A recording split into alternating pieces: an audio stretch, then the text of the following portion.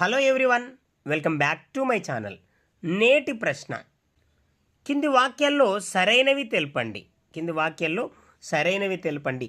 తెలంగాణ రాష్ట్ర స్థూల జాతీయోత్పత్తి ప్రస్తుత ధరల వద్ద 2022-23లో 13 లక్షల కోట్లు, 2023-24లో 11.9% వృద్ధి రేటుతో తెలంగాణ రాష్ట్ర స్థూల జాతీయోత్పత్తి ప్రస్తుత ధరల వద్ద 14.64 లక్షల కోట్లు, 2023-24లో దేశ స్థూల దేశీయోత్పత్తి వృద్ధి రేటు 9.1%. వీటిలో సరైంది అడిగాడు ఫ్రెండ్స్. సరైంది కనుక మనం ఒకసారి చూస్తే ఆప్షన్ 4 అనేది సరైంది.